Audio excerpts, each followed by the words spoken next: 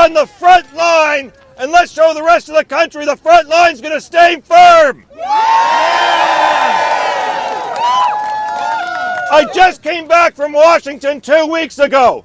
I led a delegation there with another MPs, spoke with Congress, the Senate, the Canadian Business Council, and presented in front of the Congress and the Senate breakfast for the Great Lakes of over 300 people.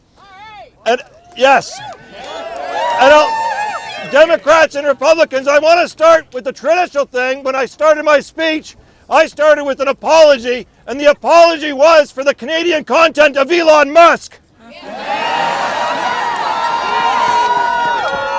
And I can tell you, we're not finished with him just yet. Just recently, the Privacy Commissioner is actually investigating his platform X because of the hate, the bigotry, and the sexism that goes into the algorithms. And just last week, we also are going to get an investigation on Tesla trying to skim the incentives off our Windsor-built minivan.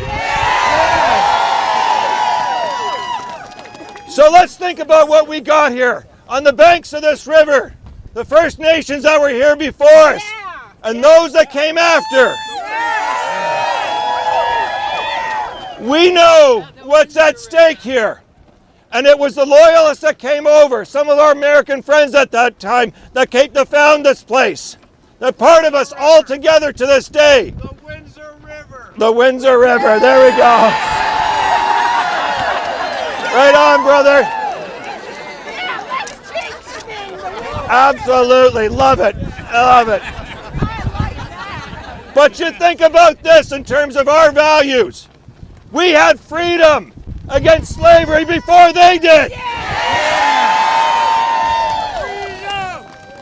When this country was formed, we at least had the decency to respect all. And we continue this forward during this fight. That's why I want to ask you, keep that decency and that respect, because that is a strength, not a weakness, and that's what Trump is miscalculating.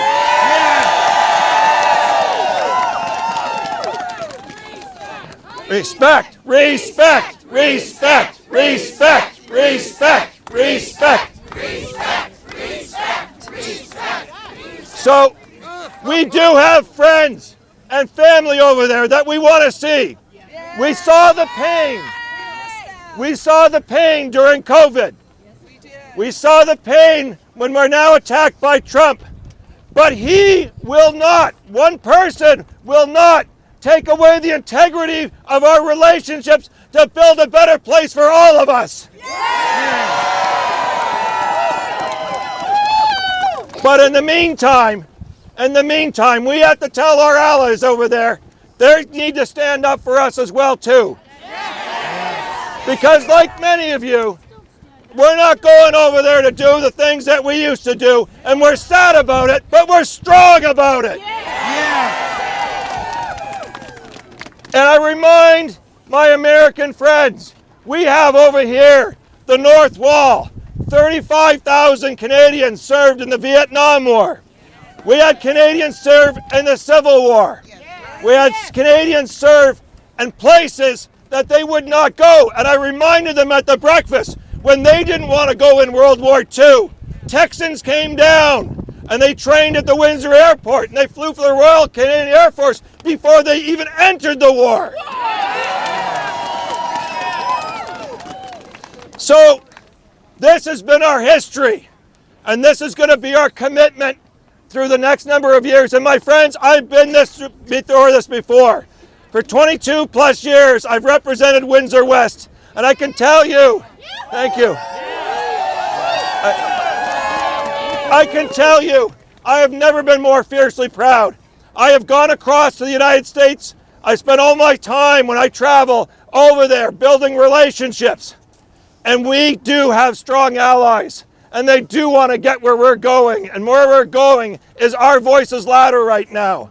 So let's keep working hard on those individual relationships. Let's keep in the faith in our country that has to do the right things to stand up against a bully because the rest of the world is watching. And when they watch us, they will see our leadership.